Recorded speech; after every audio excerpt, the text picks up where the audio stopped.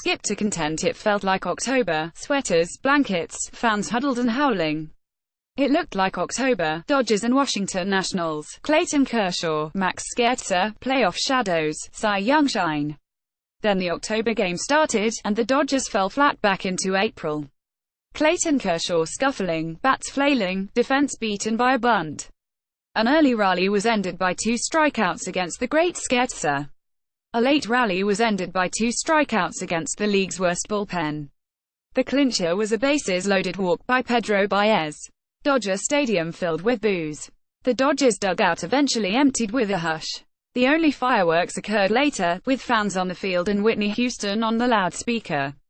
Just when it seemed like the Dodgers' early season fog had lifted, they had won 4 straight by a combined score of 37-12, in a 5-2 loss to the Nationals on Friday night. Nationals ace Max Scherzer pitches during the second inning of a game against the Dodgers on Friday at Dodger Stadium.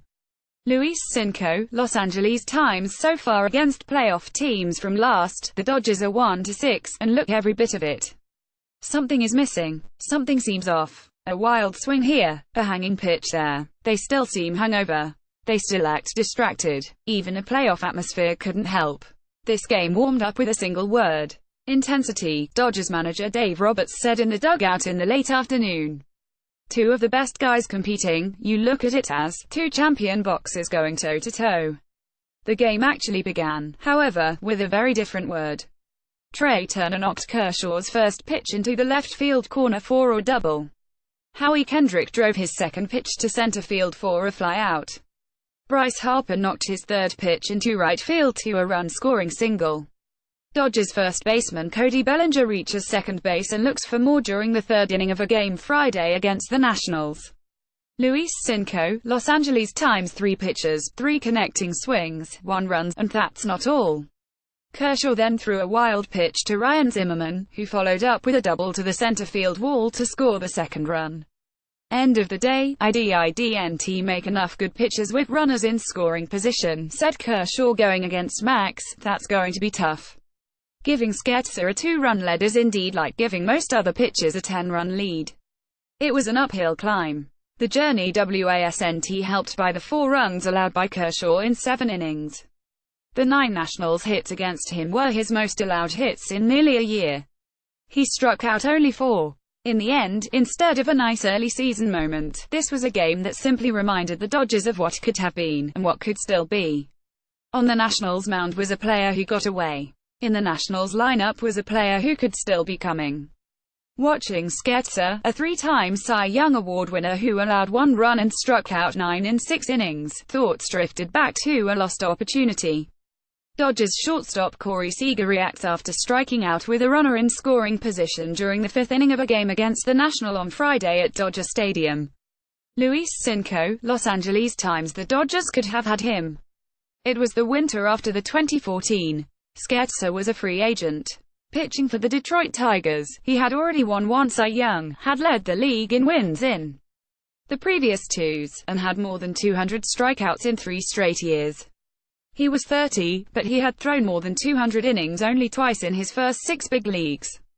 Los Angeles was one of the places he wanted to come. He pitched well in Dodger Stadium, he liked the Dodgers' championship hopes, and the Dodgers were one of the few teams that could pay him. But Andrew Friedman and Farhan Zaidi had just been hired as Dodgers baseball bosses. They were new, facing a daunting remodeling job, and Scherzer just wasn't a priority.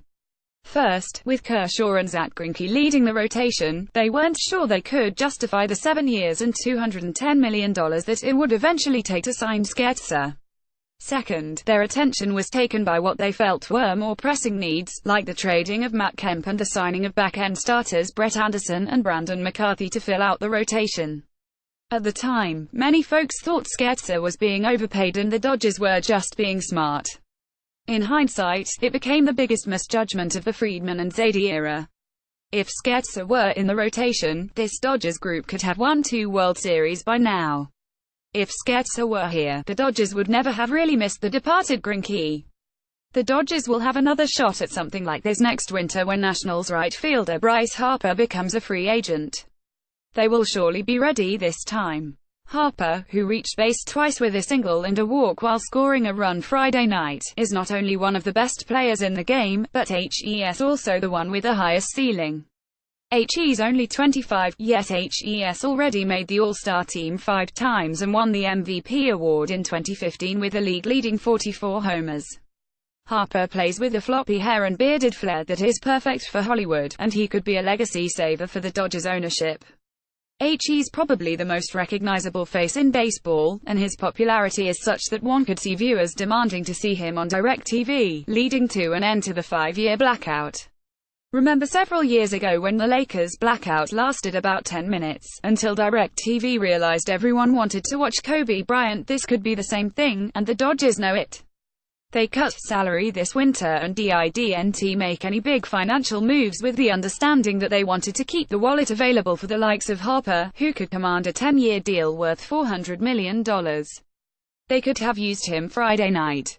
They were searching for a little October. They only found more April.